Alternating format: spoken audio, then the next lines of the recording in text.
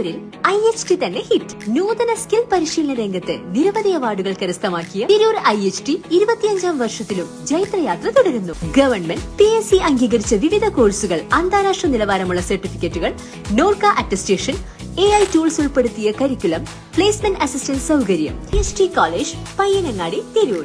Branch police line. Phone 9847 300 120.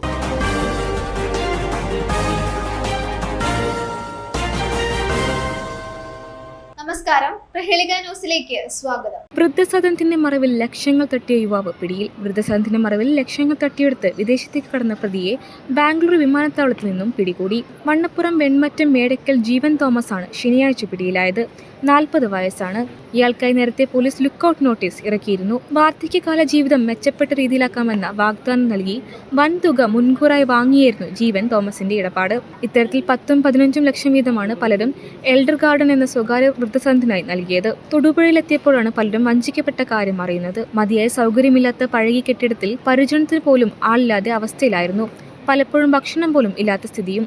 നൽകിയ പണം തിരികെ ചോദിക്കുമ്പോൾ ഇയാൾ ഓരോ അവധി പറഞ്ഞ് നീട്ടുകയായിരുന്നു. തുടർന്ന് കഴിഞ്ഞ വർഷം അയർലൻഡിലേക്ക് മുങ്ങിയതോടെയാണ് ഇയാൾക്ക് ലുക്കൌട്ട് നോട്ടീസ് നൽകിയത്. നാട്ടിലേക്ക് വരാൻ ശ്രമിക്കുന്നതിനിടെയാണ് ഇയാൾ വിമാനത്താവളത്തിൽ പിടിയിലാകുന്നത്. തൊടുപുഴ പോലീസ് ബാംഗ്ലൂരിലെത്തി ഇയാളെ കസ്റ്റഡിയിലെടുത്ത് arrest രേഖപ്പെടുത്തുകയായിരുന്നു.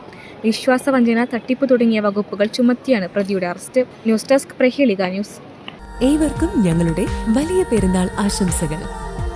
Bridal craft, the wedding mall, Pan Bazaar, Tirur.